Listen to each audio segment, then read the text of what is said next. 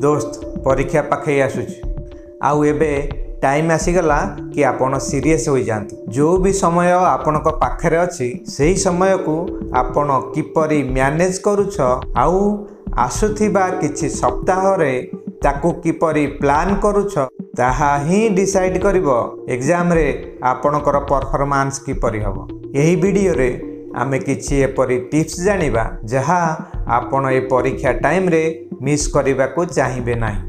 Number 1 होची कौनसी भी युद्ध रे जीवा पूर्वरु गोटिए रणनीतिर आवश्यक थाए आउ आपणकर आसुथिबा एग्जाम कौनसी एक युद्ध रु कम नुहे तेणु यही महायुद्ध रे जीवा पूर्वरु आपणको गोटिए रणनीति बनैबार अछि स्ट्रैटेजी बनैबार अछि जहाकू आमे स्टडी प्लान कहउचंती। सर्वप्रथम कैलेंडर उठाओ आउ युद्धर दिन घोषणा कर माने परीक्षा दिन मार्क कर सेही दिन ठारू जहाँ भी दिन बंची ताकू काउंट कर आउ सेही अनुसार निजर बंचिथिबा सिलेबस को डिवाइड कर जेपरी को सब्जेक्ट इजी अच्छी को सब्जेक्ट हार्ड अच्छी आउ को चैप्टर इंपोर्टेंट अच्छी से गुड़ाक सब मार्क कर। एबे आपणक पाखरे जहाँ भी समय अच्छी सीरियस होई से समय को व्यवहार कर पाठ को शेष समय पाई रख नाही एबेटू सराइबा को चेष्टा कर।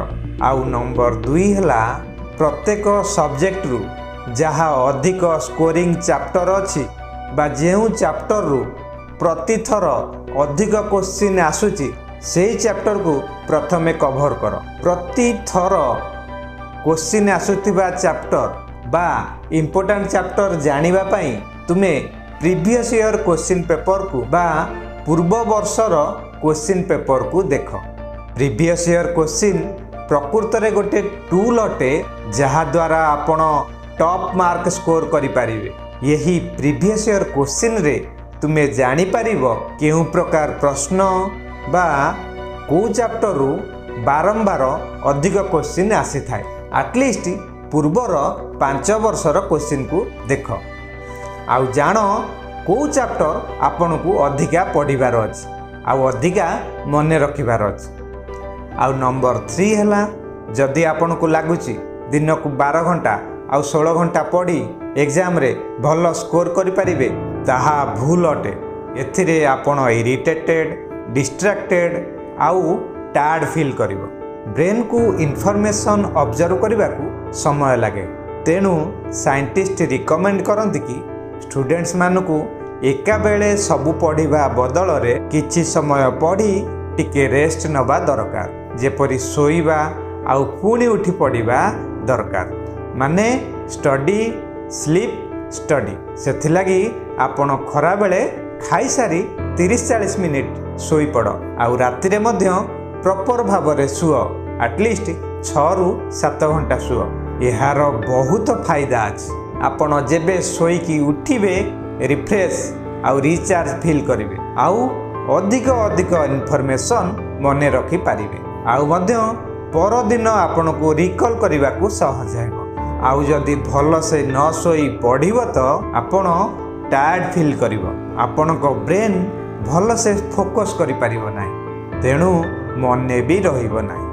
आउ नंबर 4 हला प्रत्येक एग्जाम स्ट्रेसफुल होइताए किंतु जदि आपण ए स्ट्रेस जाल रे फसिबे तो आपण कंसंट्रेट करि पारिबे नाही स्ट्रेस जोगु आपणकर किछि मने रहिबो नाही तेणु परीक्षा पाई स्ट्रेस नियनि केवल आपण आपणको पाठ रे ध्यान दियो आउ रिजल्ट रो टेंशन परीक्षा पर पाइका छाड़ी दियो।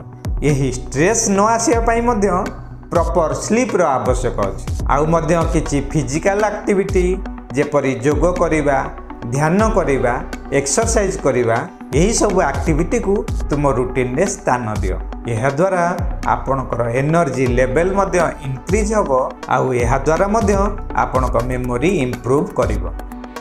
वीडियोटी भलो लागिथिले वीडियोटी को लाइक करो एवं ए वीडियो बाबद रे मते कमेंट करी जणाओ आउ जदि एही प्रकार वीडियो चाहुचंती देखिबाकू ताले चैनल को सब्सक्राइब कर दि रहुची पुणी भेट हवा आउ एक नुआ वीडियो रे से पर्यंत फिट रुह आउ मोटिवेटेड रुह। Thank you. ନମସ୍କାର।